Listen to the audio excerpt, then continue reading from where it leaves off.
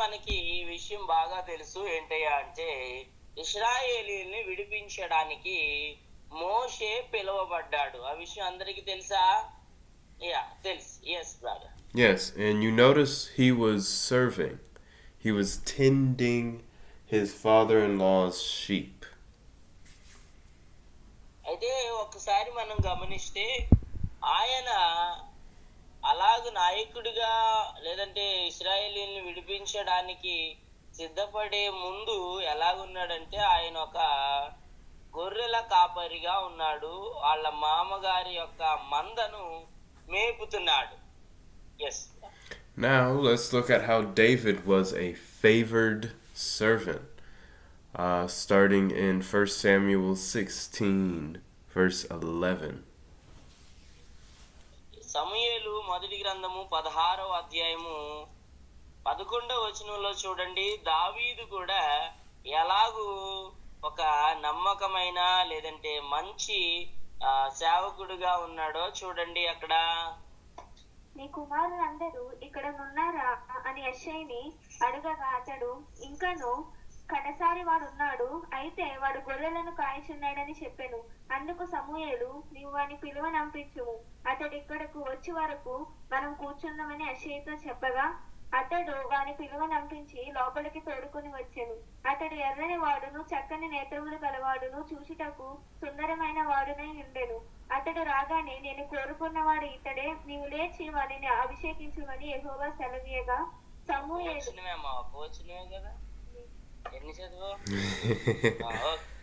Yes, just verse 11 for now. So, what is David doing in verse 11? 11వ వచనంలో మనం చూస్తే దావీదు ఏం చేస్తున్నాడట? గట్టిగా చెప్పండి. Yeah, is taking care of a fluke. Again, he is serving by taking care of a flock. Let's read verse 22. 22వ వచనం చదవండి అమ్మా. అంతటా సౌలు, దావీదు నా అనుగ్రహము పొందెను గనుక అతడు నా సముఖమందు సేవ చేయుటకు ఒప్పుకొనుమని యెషయికి వర్తమానం పంపెను. ఆమేన్. Yes. Now again, what is David doing now? Anyone know? ఈ వచనంలో ఏం కనబడుతుంది? దావీదు ఏం చేస్తున్నాడు?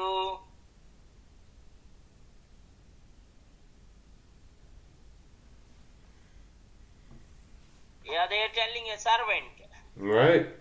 Now let's go to 1 Samuel 17 and let's read verses 17 through 21.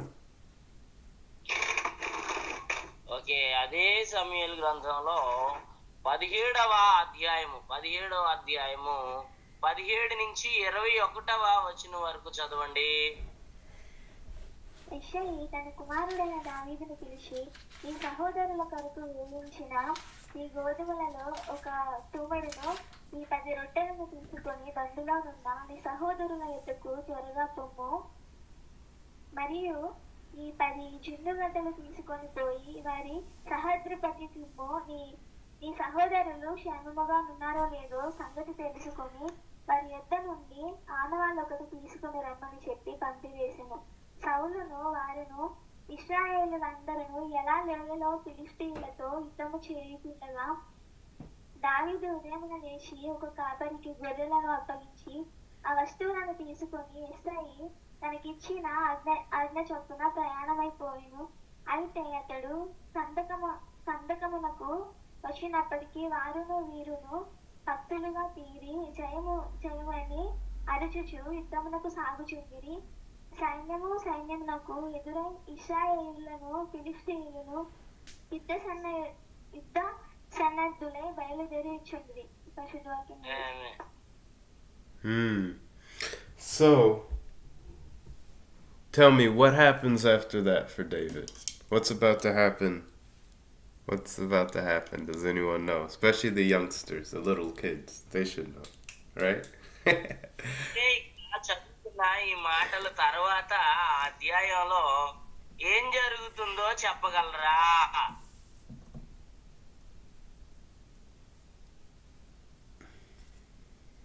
వందా ఏ యుద్ధమో చూడు అందులో నేను చూని చెప్పు.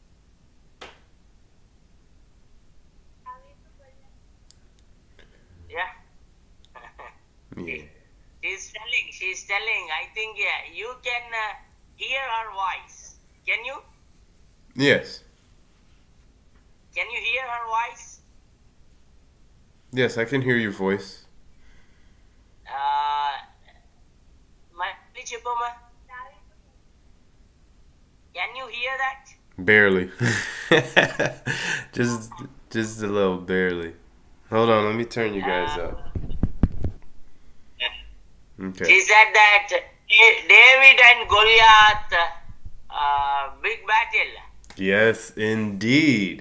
So David, yes, very good, very good, very good. So David was a servant all the way up until he defeated Goliath. Yeah. But he was also a servant even after that. But go ahead. Sorry, go ahead. ఇక్కడ మనం ఒకసారి దీన్ని గమనించాలి బాగా. గొలియాతుని జయించేదాకా కూడా దావీదు ఎలా ఉన్నాడంటే ఒక సేవకుడుగానే ఉన్నాడు. వాళ్ళ అన్నలకి సేవ చేసేవాళ్ళగా, వాళ్ళ తండ్రికి సేవ చేసేవాళ్ళగా, ఇంకా చిన్న చిన్న పనులు సాయం చేసేవాళ్ళగానే ఉన్నాడు. Yes brother.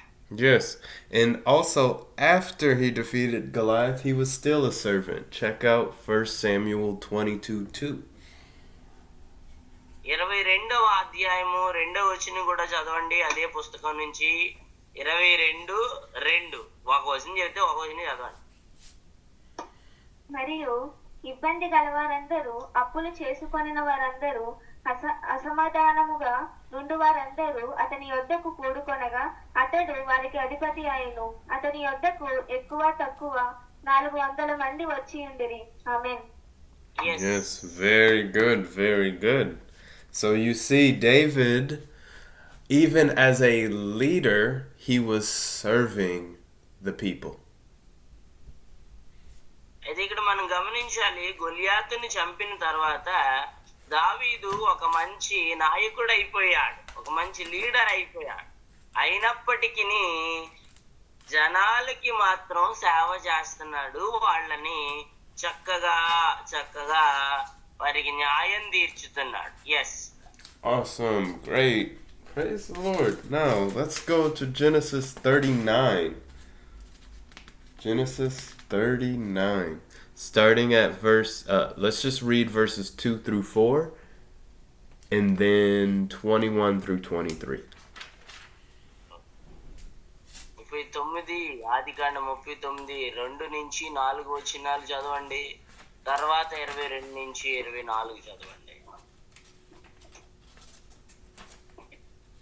యెహోవా యోసేపునకు తోడై ఉండెను గనుక అతడు వర్ధిల్లుచు తన యజమానుడైన ఆ ఐగుప్తీయుని ఇంట నుండెను. యెహోవా అతనికి తోడై ఉండెననియు అతడు చేసినదంతా అతని చేతిలో యెహోవా సఫలము చేసిననియు అతని యజమానుడు చూసినప్పుడు యోసేపు మీద అతనికి కటాక్షము కలిగెను గనుక అతని యొద్ద పరిచర్య చేయువాడాయెను. మరియు అతడు తన ఇంటి మీద విచారణకర్తగా అతను నియమించి తనకు కలిగినదంతయు అతని చేతికి అప్పగించెను.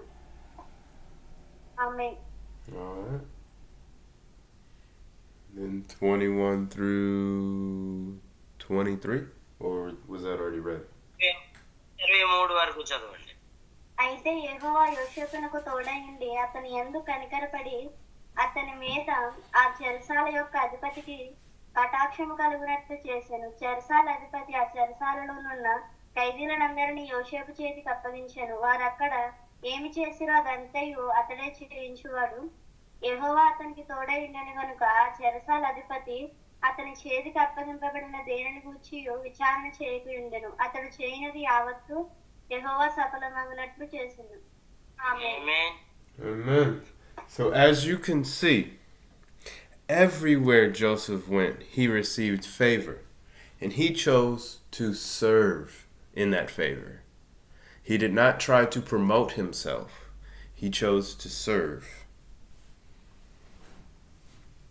అయితే మనం యోసేపు జీవిత చరిత్రను చూసినప్పుడల్లా ఆయన చరిత్రను మనం చదువుతున్నప్పుడల్లా ఒకటి మాత్రం గమనించాలి. ఆయన ఎక్కడికి వెళ్ళినా ఏమి చేసినా ఏం కోరుకునేవాడయ్యా అంటే ఒక సేవకుని మాదిరిగా ఉండడానికే ఇష్టపడేవాడు గాని అధికారిగా గొప్పవాడిగా ఉండాలని ఎప్పుడు ఆయనలో ఆలోచన రాలా. జనాలకు ప్రజలకు సేవ చేయడానికే సిద్ధపడేవాడు. Yes brother. So you all as well are favored.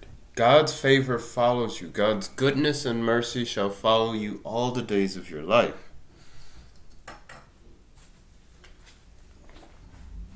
దేవుని దయ, దేవుని కృప, దేవుని కనికరం ఎవరి మీద ఉంటదయ్యా అంటే ఎవరైతే ఆయన మీద ఆనుకుని ఉంటారో వాళ్ళందరి మీద కూడా దేవుని కృప, దేవుని దయ, దేవుని కనికరము ఎల్లప్పుడూ ఉంటుంది. ఆమేన్. Yes. And that was from Psalms 23, the last verse. 23వ అధ్యాయము 23 కీర్తనలు 23లో ఆఖరి మాట చదవండి.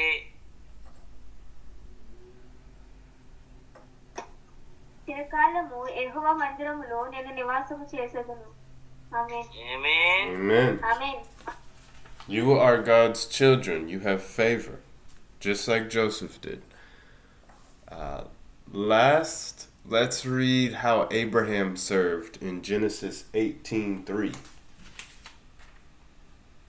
ఓకే, ఆదికాండము 18:3లో అబ్రాహాము ఏ విధంగా ప్రభువుని దేవునికి సేవ చేశాడో చూడండి. 18:3. ప్రభువా, నీ కటాక్షము నా మీద నున్నయడగా ఇప్పుడు నీ దాసుని దాటిపోవద్దు. ఆమేన్. Yeah. So even when angels visited him, instead of asking them to bless him, he chose to serve them. అయితే అక్కడ దేవుని దూతలు అబ్రాహాము దగ్గరికి వచ్చినప్పుడు ఏమంటాడయ్యా అంటే నీ కటాక్షము నా పైన ఉంచండి, మా ఇంటికి వచ్చి మా ఆతిథ్యాన్ని తీసుకోండి అని చెప్తూ, ఆ మాటలో మనం ఏమి గ్రహించాలయ్యా అంటే అక్కడ అబ్రాహాము ఒక సేవకుడుగానే ఉన్నాడు తప్ప నాయకుడుగా లేడు. ఆమేన్. Amen. All right. So, what's the next one? We are going to learn about how these great cloud of witnesses were all students. So, we learned how we are to be, how they are servants. Now we're going to learn how they are students. Or were students. సరే, ఈరోజు ఇంకొంత ధ్యానం చేస్తా ఉన్నప్పుడు నేర్చుకోవాల్సింది ఏంటంటే వాళ్ళు సేవకులుగా ఎలా ఉన్నారు, అలాగే విద్యార్థి దశలో వాళ్ళు ఎలా ఉన్నారు, ఎలా నేర్చుకున్నారు, ఎలా సేవ చేస్తున్నారు వాళ్ళు ఇతరులకి అనే విషయాల్ని కొంతకాలం జ్ఞానం చేద్దాం. Yes. So let's start in Exodus 24:3 and 12. Not 3 through 12, just 3 and 12. Exodus 24. నిర్గమకాండము 24వ అధ్యాయము. Is it a 24:3 brother? 3 to 10? No, it's just 3 and verse 12. Okay, 3వ వచనము అలాగే 12వ వచనము. మోషే వచ్చి యెహోవా మాటలన్నిటిని విధులన్నిటిని ప్రజలతో వివరించి చెప్పెను. ప్రజలందరూ యెహోవా చెప్పిన మాటలన్నిటిని ప్రకారం చేసేదనని ఏకశబ్దంతో ఉత్తరం ఇచ్చిరి. అప్పుడు యెహోవా మోషేతో ఇట్లనెను, నీవు కొండ ఎక్కి నా యొద్దకు వచ్చి అచ్చట నుండుము. నీవు వారికి బోధించినట్లు నేను రాసిన ఆజ్ఞలను ధర్మశాస్త్రమును రాత్రి పలకలను నీకు ఇచ్చేదనగా. ఆమేన్. Very good, very good. And as you can see, Moses learned directly from the Lord about his instruction and his word and gave it out to other people. Right? That's what Moses did. God gave Yeah. him some instruction and Moses gave it out to other people. ఈ ఈ యొక్క వచనంలో మనం చూస్తే దేవుడు మోషేతో మాట్లాడాడు. మోషే తీసుకున్న ఆ మాటలు వెంటనే తరచుగా నేరుగా జనాలకి ఇచ్చేశాడు. ఇదే కదా మోషే చేసింది అక్కడ. Yes brother. Now let's learn about David. He learned a lot from the Lord and he recorded it in the Psalms.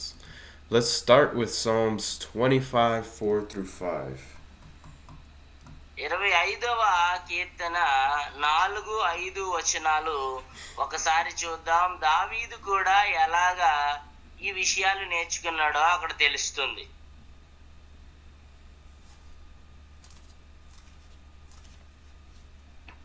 యెహోవా నీ మార్గములను నాకు తెలియజేయము, నీ త్రోవలను నాకు తేటపరచుము.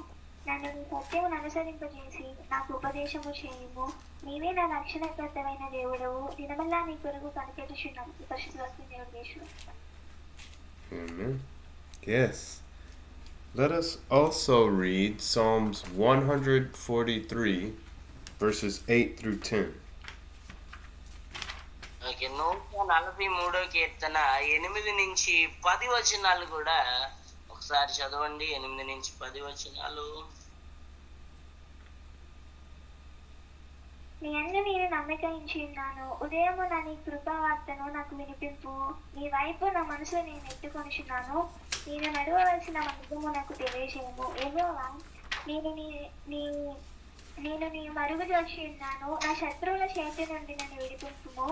నీవే నా దేవుడవు, నీ చిత్తానుసారముగా ప్రవర్తించుటకు నాకు నేర్పుము. దయగల నీ ఆత్మ సమభూమి గల ప్రదేశమందు నన్ను నడిపించునుగాక. ఆమేన్. Yes, amen. So, all day long, he chose to put his hope in God and to learn and seek his paths. ఈ వచనాలన్నిటిలో కూడా కనబడుతున్నటువంటి ఒకే ఒక సారాంశం ఏంటి అంటే, వాళ్ళు ఎంత అధికారులైనా ఎంత బలము వారి దగ్గర ఉన్నా కానీ వాళ్ళు సంపూర్ణంగా ప్రభువు మీద ఆధారపడే వాళ్ళై ఉన్నారు. ప్రభువు యొక్క సహాయము కోసమై ఎదురు చూసే వాళ్ళు ఉన్నారు. ఆమేన్.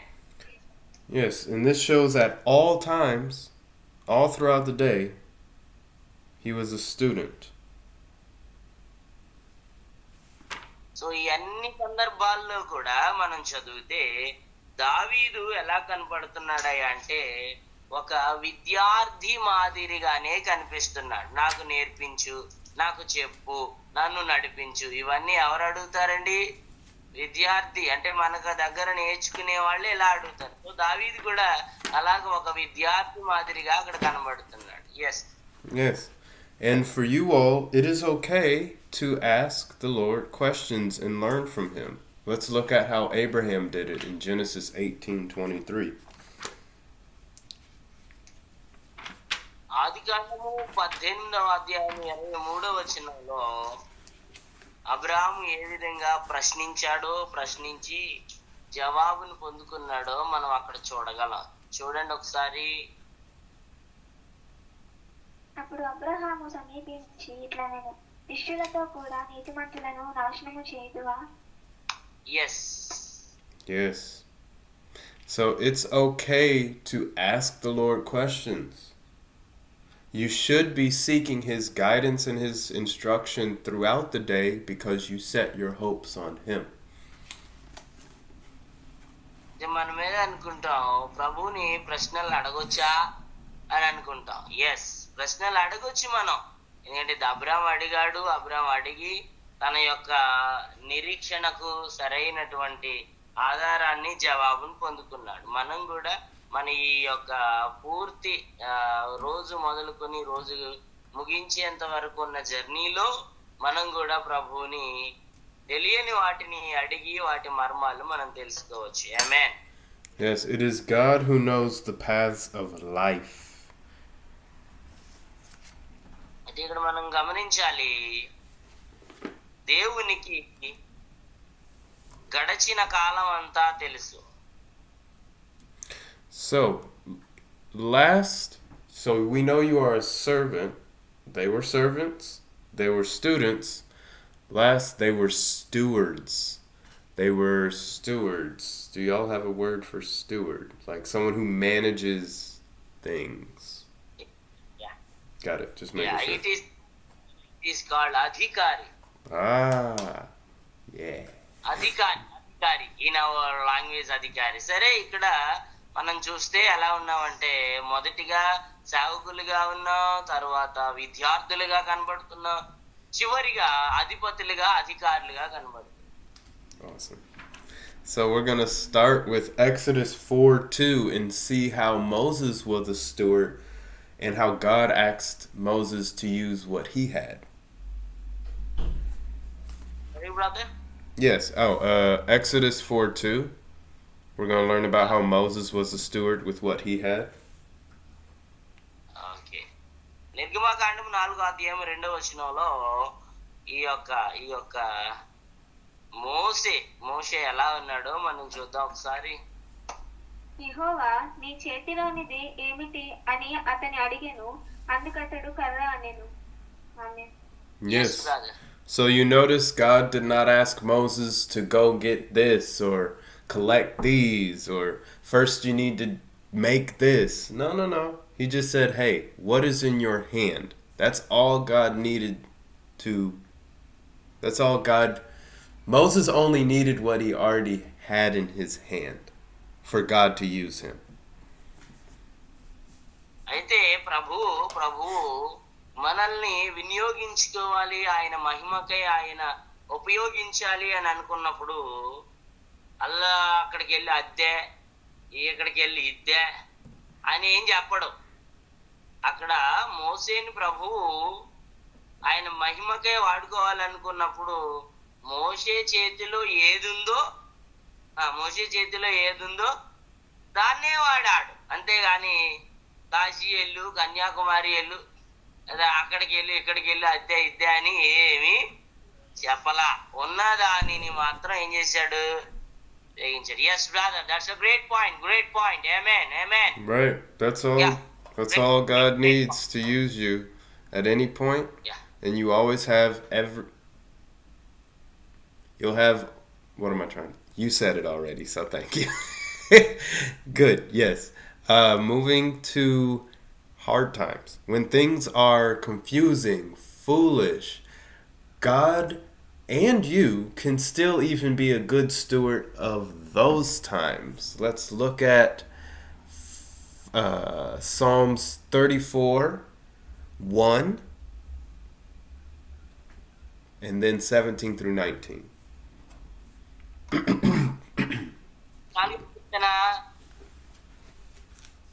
ఒకటో వచ్చును, అలాగే విధంగా 17 నుంచి 19 వరకు చదవండి. నేను ఎల్లప్పుడూ యెహోవాను సన్నతించుదు, నిత్యము ఆయన కీర్తి నా నోట నుండెను.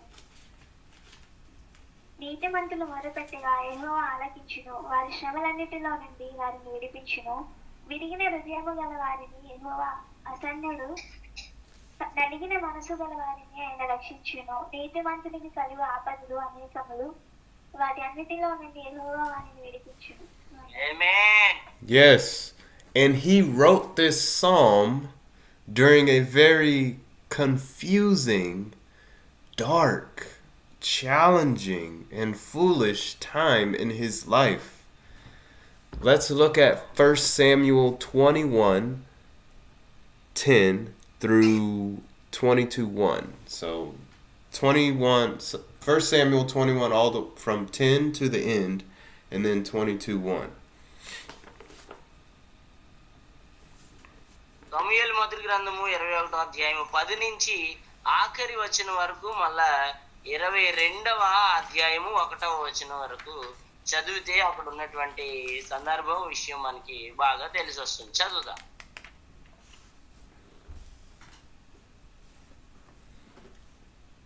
అవునా? అంతటా దావీదు సౌలునకు భయపడినందున ఆ దినముననే లేచి పారిపోయి గాతు రాజైన ఆకీషు నొద్దకు వచ్చెను. ఆకీషు సేవకులు, ఈ దావీదు ఆ దేశపు రాజు కాడా? వారు నాట్యమాడుచు గాన ప్రతిగానములు చేయుచు సౌలు వేల కొలది హతము చేసినని అనియు దావీదు 10,000 కొలది హతము చేసిననియు పాడిన పాటలు ఇతని గూర్చినవే కదా అని అతనిని బట్టి రాజుతో మాట్లాడగా, దావీదు ఈ మాటలు తన మనసులో నుంచుకొని గాతు రాజైన ఆకీషునకు బహు భయపడెను. కాబట్టి దావీదు వారి ఎదుట తన చర్య మార్చుకొని వెర్రివాని వలె నటించుచు ద్వారపు తలుపుల మీద గీతలు గీయుచు ఉమ్మి తన గడ్డము మీదికి కారనిచ్చుచూ ఉండెను. వారతని పట్టుకొని పోగా అతడు పిచ్చి చేష్టలు చేయిచూ వచ్చెను. కావున ఆకీషు రాజు, మీరు చూచితిరి గదా, వానికి పిచ్చి పట్టినది, నా యొద్దకు వీణ్ణెందుకు తీసుకుని వచ్చితిరి? పిచ్చి చేష్టలు చేయువారితో నాకేమి పని?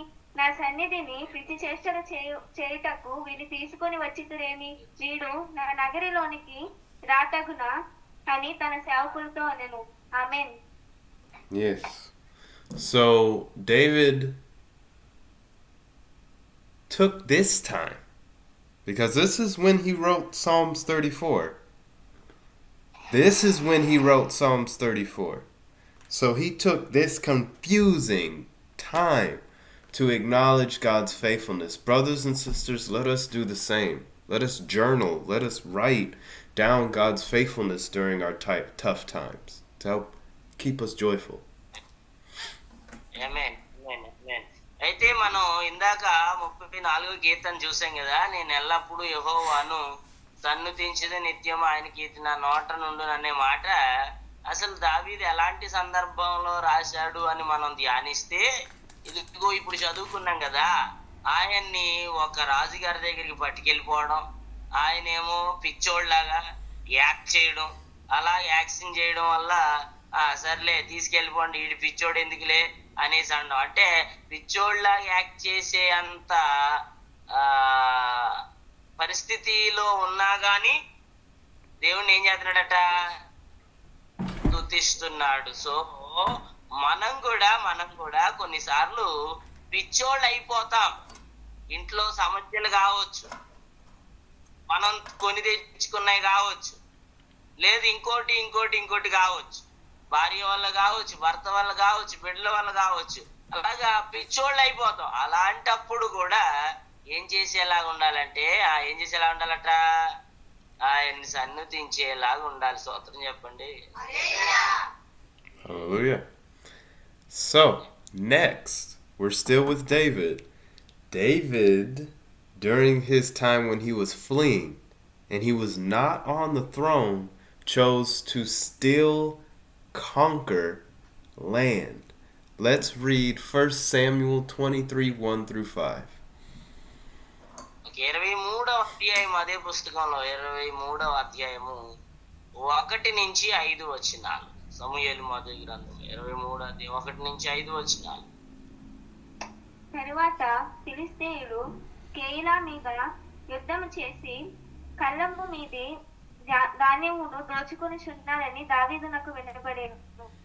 అంతటా దావీదు, నేను వెళ్ళి ఈ ఫిలిష్తీయులను హతము చేయుదునా అని యెహోవా యొద్ద విచారణ చేయగా, యెహోవా, నీవు వెళ్ళి ఫిలిష్తీయులను హతము చేసి కేయిలాను రక్షించుమని దావీదునకు సెలవిచ్చెను. దావీదుతో కూడి ఉన్న జనులు, మేము ఇచ్చట యోధా దేశములో ఉండినను మాకు భయముగానున్నది. ఫిలిష్తీయుల సైన్యములకు ఎదురుగా కేయిలాకు మేము వచ్చిన ఎడల మరింత భయం కలుగును కదా అని దావీదుతో అనగా, దావీదు మరలా యెహోవా యొద్ద విచారణ చేసెను.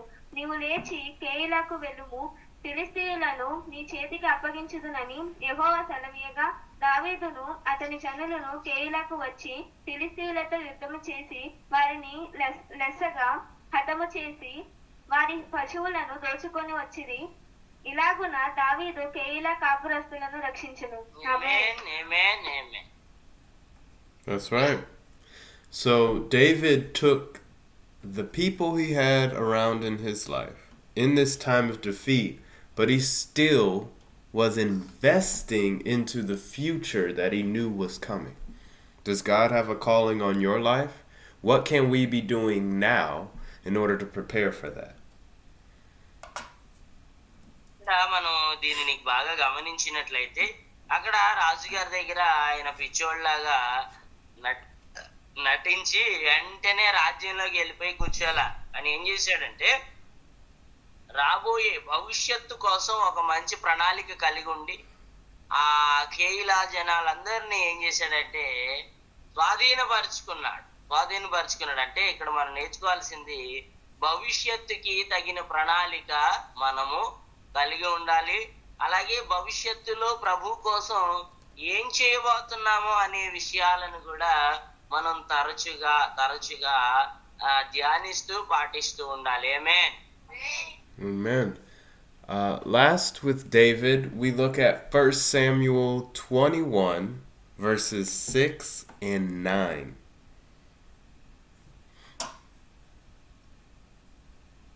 సమూయేలు మొదటి గ్రంథము 21వ అధ్యాయము 6 నుంచి 9 వచనాలు చదవండి అమ్మా. అంతటి యెహోవా సన్నిధి నుండి తీసివేయబడిన సన్నిధి రొట్టెలు తప్ప అక్కడ వేరు రొట్టెలు లేకపోగా వెచ్చని రొట్టెలు 7 దినమందు తీసివేయబడిన ప్రతిష్టమైన రొట్టెలను యాజకుడు అతనికి ఇచ్చెను. ఆ దినమున సౌలు యొక్క సేవకులలో ఒకడు అక్కడ యెహోవా సన్నిధిలో ఉండెను. అతని పేరు దోయేగు. అతడు ఎదోమీయుడు. అతడు సౌలు పశువుల కాపరులకు పెద్ద. రాజు పని వేగిరముగా జరగవలనని ఎరిగి నా ఖడ్గమునైనను ఆయుధములనైనను నేను తేలేదు. ఇక్కడ నీ ఎద్ద ఖడ్గమునైనను ఈటె అయినను ఉన్నదా అని దావీదు అహీమేలకు నడువగా, యాజకుడు ఎలా లోయలో నీవు చంపిన గొల్యాతు అను ఫిలిష్తీయుని ఖడ్గం ఉన్నది. అదిగో బట్టతో చుట్టబడి ఏదోమో వెనుక ఉన్నది. అది తప్ప ఇక్కడ మరి ఏ ఖడ్గమును లేదు. దాన్ని తీసుకొనుటకు నీకు ఇష్టమైన ఎలా తీసుకొనమనగా దావీదు దానిని సమమైనదొకటి లేదు నాకెమ్మనను. ఆమేన్. Yes. So just like David made good use of his relationship with the priests to get some of the things he needed, likewise, we need to make good use of the relationships we currently have. Invest in each other. See how we can help each other out. Amen. Great point. మనం కూడా అక్కడ గమనించాల్సిన విషయం ఏంటంటే దావీదు అక్కడ యాజకునిగా ఉన్న వానితో ఒక మంచి సంబంధాన్ని కలిగి ఉన్నాడు. ఆయనకి అవసరం వచ్చినప్పుడు ఆ అవసరతను తీర్చుకోవడానికి, ఇతరులను సహాయం అడగడానికి ఒక మంచి సంబంధాన్ని కలిగి ఉన్నాడు. అలాగే మనం కూడా మన ఆపదలలో నుంచి బయటపడడానికి, మన కష్టాలలో నుంచి విడిపించబడడానికి కూడా చుట్టుపక్కల వాళ్ళతో కూడా ఎలా ఉండాలి? ఒక మంచి రిలేషన్, సత్సంబంధాన్ని కలిగి ఉండాలి. నీ దగ్గర ఉన్నప్పుడు ఒకలాగా, ఏమీ లేనప్పుడు ఒకలాగా ఉంటే చుట్టుపక్కల వాళ్ళు పట్టించుకుంటారామా? పట్టించుకోరు. ఉన్నప్పుడు ఎవరినే లెక్క చేయవు, నీకు లేనప్పుడు నిన్నెవడో లెక్క చేయడు. కానీ దావీదు అట్లా కాదు. ఇక్కడ ఒక మంచి సత్సంబంధాన్ని కలిగి ఉన్నాడు కాబట్టి ఇక్కడ ఆయుధాలు ఏమి లేవంటే తగిన ఆయుధం ఉంది మరిక అని చెప్పేసి ఆ పక్కన ఆయన హెల్ప్ చేయడాన్ని మనం చూస్తాం. Yes brother, yes thank you. Yes. Now Joseph did not see the prison as his final destination. If he did, he would not have asked the cupbearer to do what he asked the cupbearer to do. Let us read Genesis 40:12 through 14. 40వ అధ్యాయం, ఆదికాండం 40వ అధ్యాయము 12వ వచనం నుంచి 14వ వచనం వరకు చూడండి. యోసేపు అసలు ఆ చెరసాలే ఇక ముగింపు అని మాత్రం అనుకోలా. చదవాలి. అప్పుడు యోసేపు దాని భావమిదే, ఆ 3 తీగలు 3 దినములు ఇంకా 3 దినములలోగా ఫరో నీ తలను పైకెత్తి నీ ఉద్యోగము నీకు మరలా ఇప్పించును. నీవు అతనికి దాయకుడవై ఉన్ననాటి మర్యాద చొప్పున ఫరో గిన్నెను అతని చేతికి అప్పగించెదవు. కాబట్టి నీకు క్షేమము కలిగినప్పుడు నన్ను జ్ఞాపకం చేసుకుని నా యందు కరుణించి ఫరోతో నన్ను గూర్చి మాట్లాడి ఈ ఇంటిలో నుండి నన్ను బయటికి రప్పించుము. ఆమేన్. Amen. Right. So Joseph took advantage of the fact that the cupbearer would be next to the king to see if he could have a way out of the prison. And let's see how that panned out. Let's look at Genesis 41:12-14.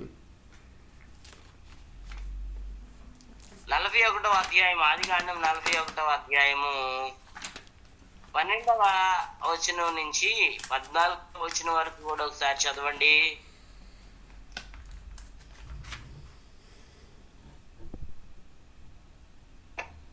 అక్కడ రాజు సంరక్షక సేనాధిపతికి దాసుడై ఉండిన ఒక Hebrew పడుచువాడు మాతో కూడా ఉండెను. అతనితో మా కథలను మేము వివరించి చెప్పినప్పుడు అతడు అతి భావమును మాకు తెలిపెను. ఒక్కొక్కని కల చొప్పున దాని భావమును తెలిపెను. అతడు మాకు ఏ భావం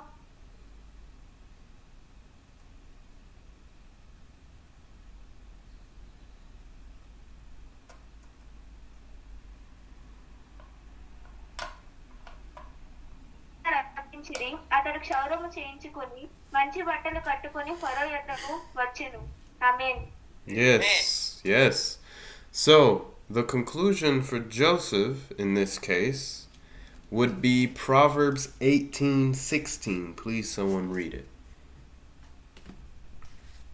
సామెతలు 18:16 ఒకసారి చదవండి. యోసేపును గూర్చి ఇక్కడ ఒక మాటను మనం జోడించొచ్చు.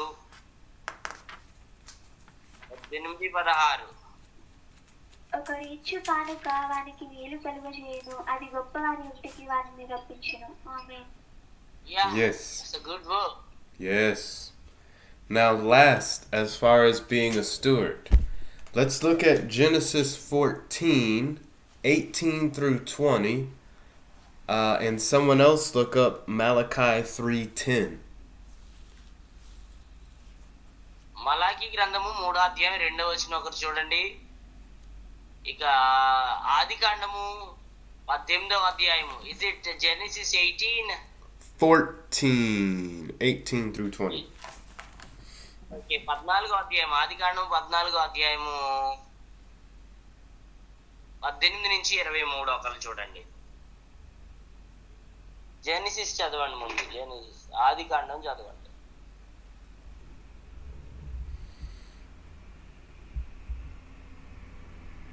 మరియు షాలేము రాజైన మెల్కీసెదెకు రొట్టెను ద్రాక్షారసము తీసుకొని వచ్చును. అతడు సర్వోన్నతుడైన దేవునికి యాజకుడు. 23 వరకు కదా అది.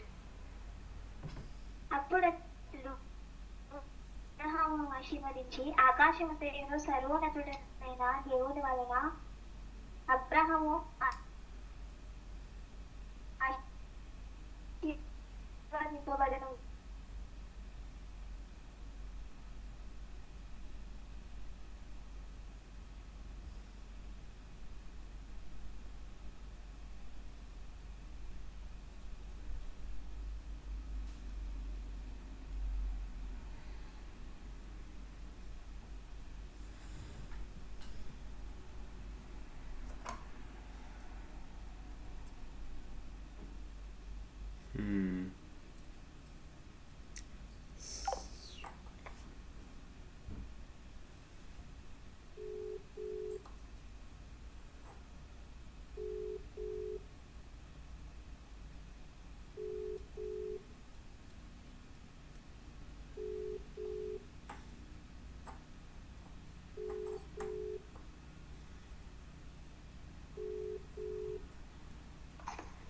Yes, there you go.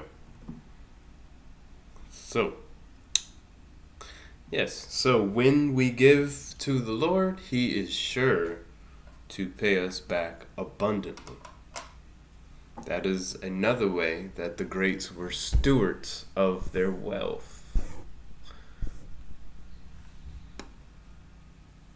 మనం ఈ మాటల ద్వారా నేర్చుకునేటటువంటి ఒక విషయం ఏంటయ్యా అంటే మనం ఎప్పుడైతే దేవునికి సంపూర్ణమైనది అదే విధంగా శ్రేష్టమైనది ఇస్తామో అప్పుడు మనలను అధికారుల ముందు నిలబెడతదంట నీవిచ్చిన బహుమానమే. ఆమేన్. Yes. Now let's talk about us. So, for how we are a student, I would love for someone to look up John 14:26. యోహాను 14:26 చదవండి. అసలు మనం దేవుని దగ్గర ఎలాగో విద్యార్థులుగా ఉన్నామో. ఆదరణకర్త అనగా తండ్రి నా నామమున పంపబో పరిశుద్ధాత్మ సమస్తమును మీకు బోధించి నేను మీతో చెప్పిన సంగతులన్నిటినీ మీకు జ్ఞాపకం చేయును. ఆమేన్. Amen. Thank you. I would love for someone else to read Matthew 11:28 through 29. మత్తయి సువార్త 11:28-29 వరకు ఎవరైనా చదవండి.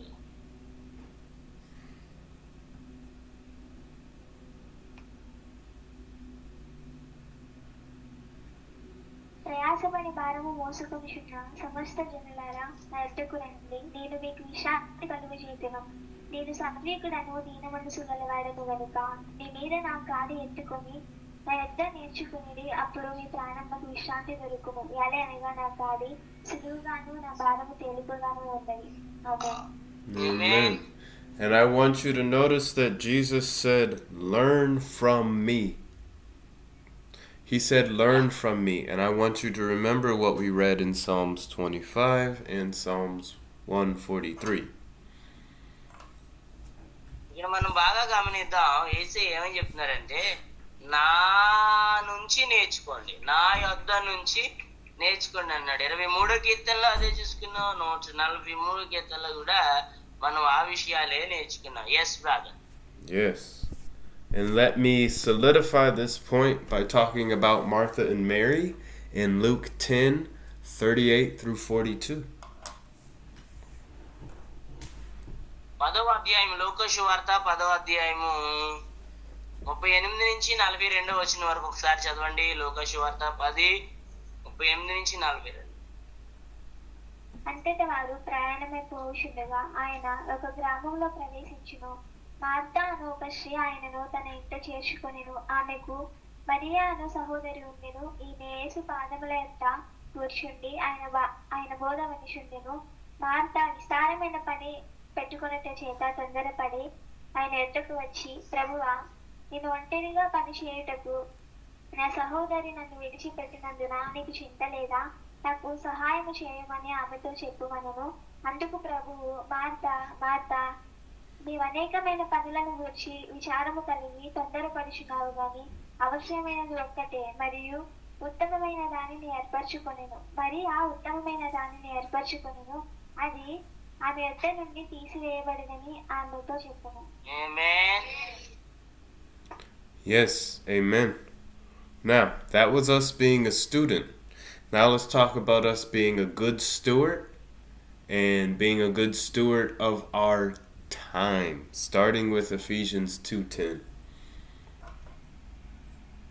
ఎఫెసీయులకు రాసిన పత్రిక 2వ అధ్యాయము 10వ వచనంలో రాయబడి ఉన్నటువంటి మాట, మనం మంచి విద్యార్థులుగా ఎలా ఉండగలం అనే విషయాన్ని మనం అక్కడ చూస్తున్నాం.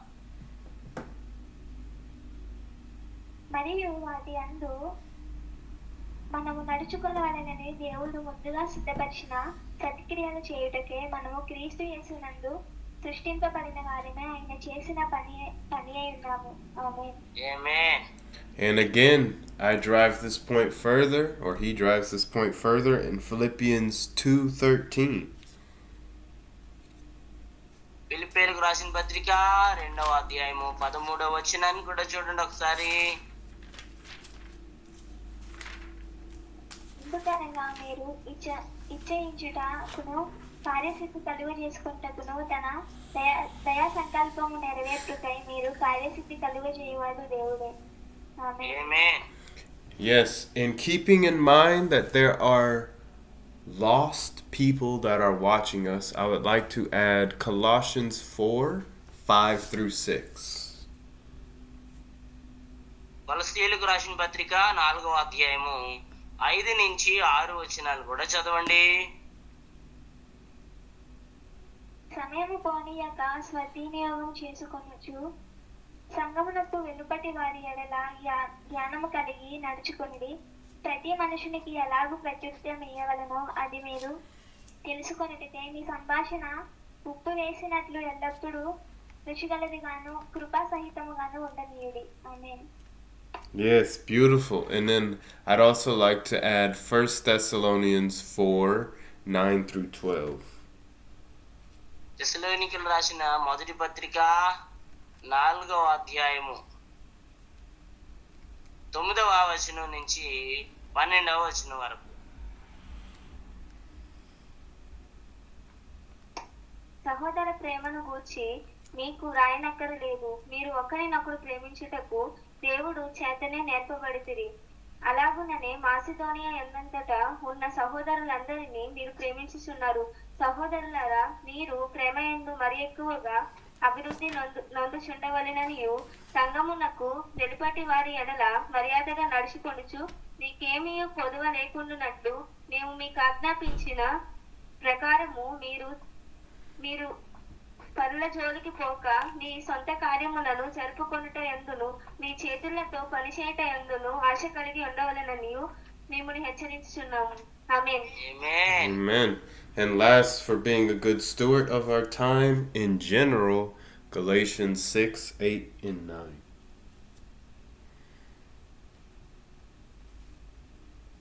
గలతీయులకు రాసిన పత్రిక గలేషియన్స్ చాప్టర్ 6:8-9.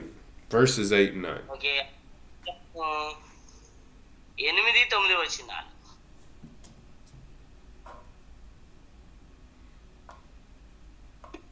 ఎలాగనగా తన శరీరేచ్ఛలను బట్టి విత్తువాడు తన శరీరము నుండి క్షయమను పంట కోయును, ఆత్మను బట్టి విత్తువాడు ఆత్మ నుండి నిత్య జీవమును పంట కోయును.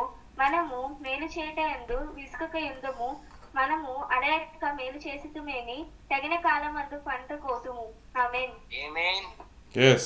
Now let's read about being a good steward of our minds. Of being a good steward of our minds, we're going to start with Philippians 3:8 and then 13-14. Philippians 3. Sorry. 3వ అధ్యాయము 8వ వచనం ఒక చదవండి. అలాగే 13 నుంచి 15వ వచనం. నిత్యముగా నా ప్రభువైన యేసుక్రీస్తును గూర్చిన అతి శ్రేష్టమైన జ్ఞానము నిమిత్తమై సమస్తమును నష్టముగా ఎంచుకొనుచున్నాను. ఆమేన్. Yes. సహోదరులారా, నేను ఇదివరకే పట్టుకొని ఉన్నానని తలంచుకొనను.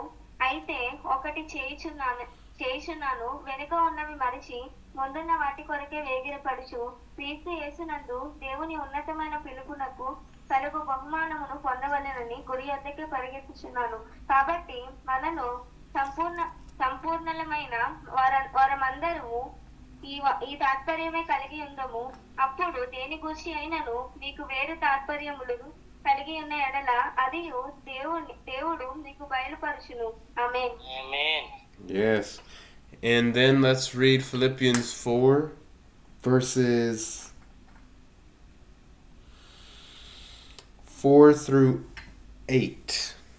Philippians 4 verses 4-8. అధ్యాయము 4 నుంచి 8 వచనాలు. ఎల్లప్పుడూ ప్రభువునందు ఆనందించుడి. మరలా చెప్పుదును, ఆనందించుడి. మీ సహనమును సకల జనులకు తెలియబడనీయుడి. ప్రభువు సమీపముగా ఉన్నాడు. దేనిని గూర్చి చింతపడకుడి గాని ప్రతి విషయములోనూ ప్రార్థన విజ్ఞాపనముల చేత కృతజ్ఞత పూర్వకముగా మీ విన్నపములు దేవునికి తెలియజేయుడి. అప్పుడు సమస్త జ్ఞానమును మించిన దేవుని సమాధానము యేసుక్రీస్తు వలన మీ హృదయమునకును మీ తలంపుకును కావలి ఉండును. మెట్టుకు సహోదరులారా, ఏ యోగ్యతైనను ఒప్పైనను ఉండిన ఎడల ఏవి సత్యమైనవో, ఏవి మన్యమైనవో, ఏవి నాణ్యమైనవో, ఏవి పవిత్రమైనవో, ఏవి రమ్యమైనవో, ఏవి కృతి గలవో వాటి మీద ధ్యానమించుకొనుడి. ఆమేన్.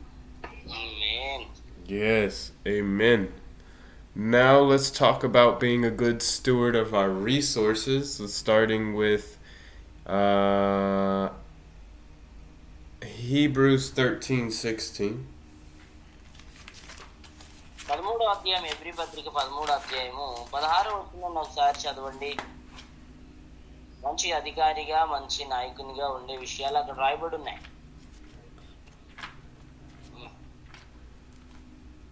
ఉపకారములు ధర్మములు చేయ మర్చిపోకుడి, అట్టి యాగములు దేవునికి ఇష్టమైనవి.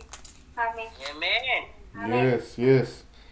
And then again, let's look at Acts 20:35.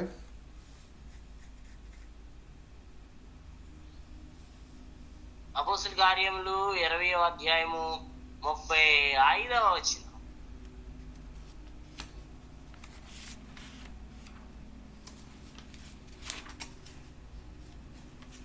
మీరును ఇలాగ ప్రయాసపడి బలహీనులను సంరక్షింపగలనని పుచ్చుకొనుట కంటే ఇచ్చుట ధన్యము అని ప్రభువైన యేసు చెప్పిన మాటలు జ్ఞాపకము చేసుకొనవలెనని అన్ని విషయములలో మీకు మాదిరి చూపితినని చెప్పాను. ఆమేన్. ఆమేన్. Yes, indeed. Let's talk about how we are called to be a servant and how that's the best thing ever. Let's go to Matthew 20 through 26. మత్తయి సువార్త 20వ అధ్యాయము 22 నుంచి 26వ వచనం వరకు త్వరగా చదవండి. మత్తయి సువార్త 22 నుంచి 26. 22 I'm నుంచి sorry. 26. Matthew 20:26 through 28. I don't know if I said that or not. నేను త్రాగబో గిన్నెలోనిది మీరు త్రాగగలరా అని అడగగా వారు త్రాగగలమనిరి. ఆయన మీరు నా గిన్నెలోనిది త్రాగదురు, కానీ నా కుడి వైపునను నా ఎడమ వైపునను కూర్చుండనిచ్చుట నా వశము లేదు. నా తండ్రి చేత ఎవరికి సిద్ధపరచబడినో వానికే అది దొరుకునని చెప్పెను. తక్కిన 10 మంది శిష్యులు ఈ మాట విని ఆ 2 సహోదరుల మీద కోపపడిరి. కనుక యేసు తన యొద్దకు వారిని పిలిచి, అన్యజనులలో అధికారులు వారి మీద ప్రభుత్వం చేయుదురనియు వారిలో గొప్పవారు వారి మీద అధికారము చేయుదురనియు మీకు తెలియను. మీలో అలాగుండకూడదు. మీలో ఎవడు గొప్పవాడై ఉండగోరునో వాడు మీ పరిచారకుడై ఉండవలెను. ఆమేన్. Amen. Yes. And brother, that was 26 through 28. Yes, brother. Yes. All right, awesome. And then last, Galatians 6:2. గలతీయులకు రాసిన పత్రిక 6వ అధ్యాయము 1వ వచనాన్ని చదవండి.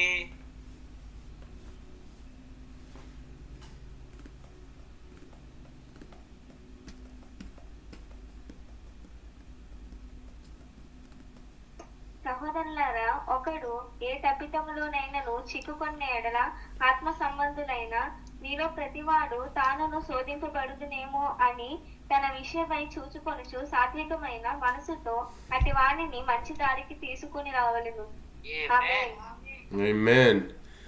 Now I will go through some reminders of why living this way is the most satisfying life at all times. We are going to start in Romans 4:20. రోమీయులకు రాసిన పత్రిక 4వ అధ్యాయం 20వ వచనం చదవండి. అసలు ఎలాగూ ఒక సేవకునిగా, విద్యార్థినిగా, అలాగే గొప్ప నాయకునిగా బ్రతికే విధానంలో ఇలాంటివన్నీ ఎందుకు కలిగి ఉండాలో ఇక్కడ రాయబడి ఉంది. అని చదువుదాం.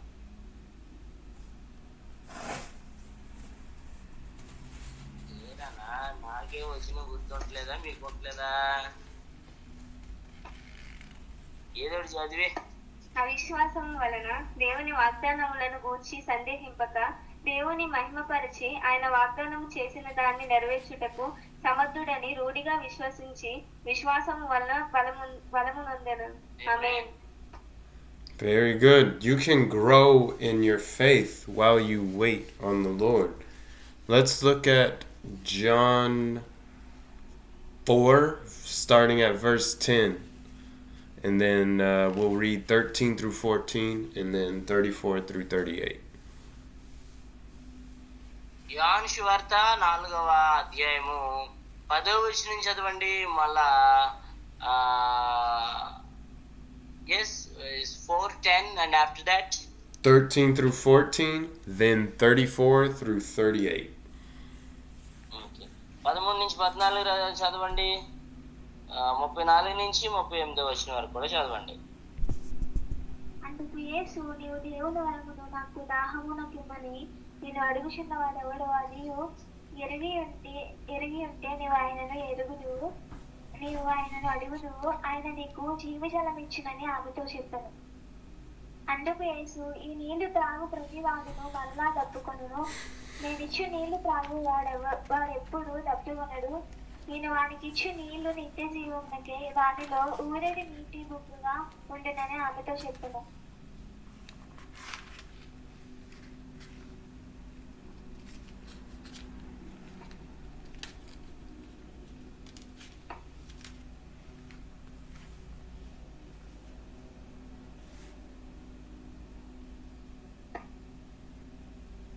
నాలుగు నుంచి 38. యేసు వారిని చూచి నన్ను పంపిన వాని చిత్తము నెరవేర్చుటయు ఆయన పని తుదముట్టించుటయు నాకు ఆహారమై ఉన్నది. ఇంకా 4 నెలలైన తర్వాత కోతకాలం వచ్చునని మీరు చెప్పుదురు కదా. ఇదిగో మీ కన్నులెత్తి పొలములను చూడుడి, అవి ఇప్పుడే తెల్లవారి కోతకు వచ్చి ఉన్నవని మీతో చెప్పుచున్నాను. విత్తువాడును కోయవాడును కూడా సంతోషించినట్లు కోయవాడు జీతము పుచ్చుకొని నిత్య జీవార్థమైన ఫలము సమకూర్చుకొనుచున్నాడు. విత్తువాడొకడు కోయవాడొకడును మాట ఈ విషయంలో సత్యమే. మీరు దేనిని కూర్చి కష్టపడలేదో దానిని కోయుటకు మిమ్మల్ని పంపితిని. ఇతరులు కష్టపడిరి, మీరు వారి కష్టములో ప్రవేశించున్నారని చెప్పెను. నేను చేసినవన్నీ నాతో చెప్పినని సాక్ష్యం ఇచ్చిన స్త్రీ యొక్క మాటను బట్టి ఆ ఊరిలోని సమరయులలో అనేకులు ఆయన యందు విశ్వాసం ఉంచిరి. ఆమేన్. Yes. Now let's read Ephesians 1:13 and 14. ఎఫెసీయులకు రాసిన పత్రిక 1వ అధ్యాయము 13, 14. మీరును సత్యవాక్యమును అనగా మీ రక్షణ సువార్తను విని క్రీస్తునందు విశ్వాసం ఉంచి వాగ్దానము చేయబడిన ఆత్మ చేత ముద్రింపబడిరి.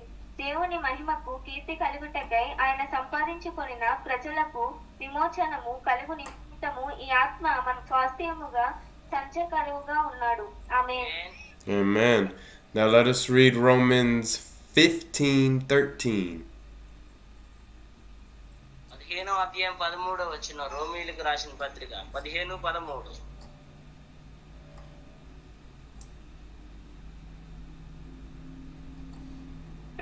కాగా మీరు పరిశుద్ధాత్మ శక్తి పొంది విస్తారముగా నిరీక్షణ కలవారగుటకు నిరీక్షణ కర్తయగు దేవుడు విశ్వాసము ద్వారా సమస్త ఆనందముతోను సమాధానముతోను మిమ్మల్ని నింపునుగాక. ఆమేన్. Yes. Let us read Romans 5:5. రోమీయులకు రాసిన పత్రిక 5వ అధ్యాయం 5వ వచనం కూడా చదువుతాం.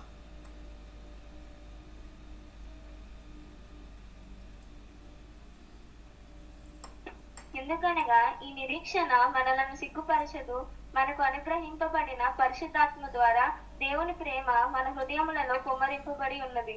ఆమేన్. ఆమేన్. Amen. And let us read Romans 8:28 and 29. 8వ అధ్యాయము 28, 29 అదే పుస్తకం.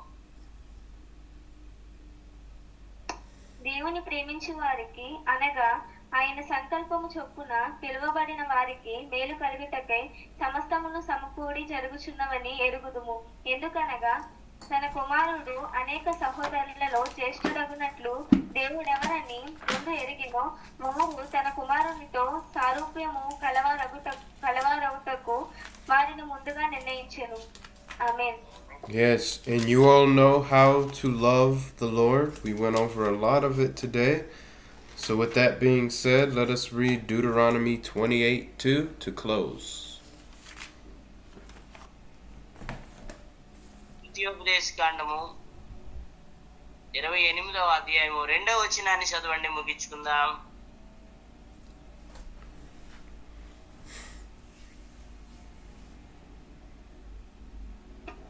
నీవు నీ దేవుడైన యెహోవా మాట వినని యెడల ఈ దీవెనలన్నీయు మీ మీదకి వచ్చి మీకు ప్రాప్తించును. ఆమేన్. Amen. Okay. That is it, brother. We can pray and then close out. Yes, brother. Yes.